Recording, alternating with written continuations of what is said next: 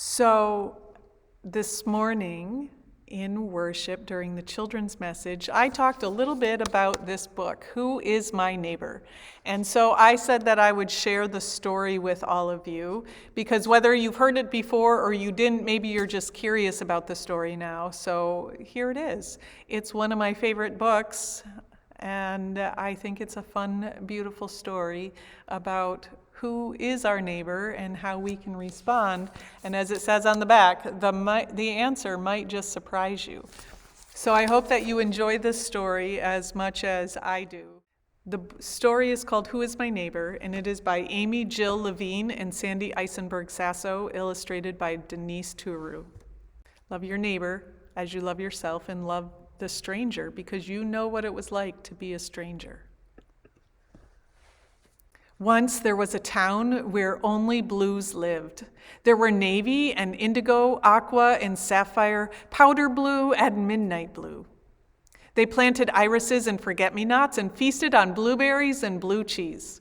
They sailed on blue waters, blue jays perched on branches, and brilliant blue cracker butterflies shimmered. The blues thought they were the coolest color. The yellows lived in a different town. There were gold and bronze, lemon and mustard, canary and pale yellow. They planted sunflowers and daffodils and feasted on bananas and butterscotch pudding. They traveled on yellow brick roads, and goldfinches perched on branches and busy yellow jackets buzzed. The yellows thought they were the hottest colors. The blues and the yellows did not like one another very much. Be careful of those yellows. We are better than they are. They are not our neighbors. They warned their children not to go near the others. Be careful of those blues. We are better than they are. They are not our neighbors. For years, the blues said that there was no such thing as a good yellow. And the yellows said there was no such thing as a good blue.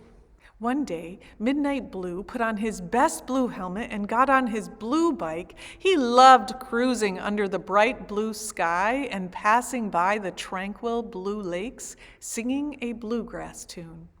Then out of the blue, someone passed by so close to Midnight Blue that he lost his balance. Bump, thump. Midnight Blue tumbled to the ground. His knee started to turn black and blue. Midnight Blue needed help. Along came Navy. Navy will help me, Midnight Blue thought. But Navy was so afraid. She wondered, maybe someone made Midnight Blue fall, and maybe that person is still around. So Navy pretended not to notice Midnight Blue. Midnight Blue was surprised. Why hadn't Navy stopped to help? After all, Navy was his neighbor. And then along came Powder Blue. Powder Blue will help me, Midnight Blue thought. But Powder Blue wondered, did Midnight Blue get into a fight? Is the other person still around? He was afraid, so he pretended not to notice Midnight Blue. Midnight Blue was surprised. Why hadn't Powder Blue stopped either? After all, Powder Blue was his neighbor. Along came Lemon. Oh no! A yellow, thought Midnight Blue. A yellow will only make things worse. Maybe this yellow will steal my books. But Midnight Blue wasn't the only one who was scared. Lemon worried about helping a blue. What if that blue wanted to trick her? What if Blue jumped up and took her bike? Maybe she should just hurry by. But Lemon didn't hurry by. She decided to help. She didn't steal his books. She picked them up. She lifted Midnight Blue from the dirt, handed him his helmet, and helped him get on the back of her bike. Then she took him to the doctor. While they waited, Lemon gave Midnight Blue a butterscotch cookie.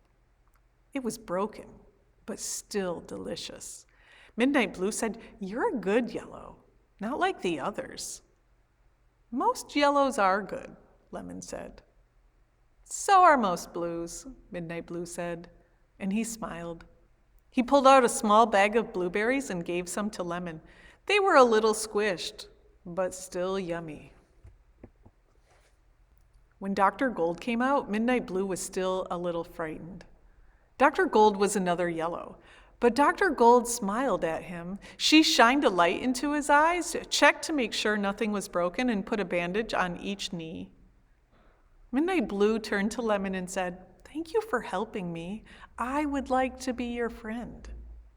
Lemon nodded. "Of course, a good friend." When Midnight Blue returned to his town, he told all the Blues what had happened. It was not at all what they expected to hear. He said Lemon did not pass by. Lemon did not look the other way. Lemon helped, and Dr. Gold did too. The Blues thought, the Yellows do not look like us or eat the same foods, but maybe the Yellows can be our friends. When Lemon returned to her town, she told all the Yellows what had happened. It was not at all what they expected to hear. She said Midnight Blue wasn't mean at all. He was thankful. He shared his blueberries, so sweet. From now on, we are going to be friends. The Yellows thought, the Blues do not know our songs or grow our plants, but maybe we can help the Blues, and the Blues can help us. From that time on, the Blues and the Yellows began to say, maybe we don't have to look alike or even live nearby. Perhaps we will like hearing new songs and tasting new foods. We might like making new friends. Maybe we can all help one another. Maybe, said Midnight Blue. Lemon smiled. Maybe, just maybe. It's such a great story, isn't it? So I hope that you enjoyed Who is My Neighbor, and that you'll be able to look for ways that we can see people who might be hurting and need some help, and how we can be kind and share the love of Jesus with the ones around us in how we help them. And it's something as simple as maybe if somebody falls, we can just help them get up. All right, so I hope you have a great day. Enjoy this story and keep thinking about ways and how we can show that we love our neighbor. Take care, stay warm, stay safe. I'll talk to you soon.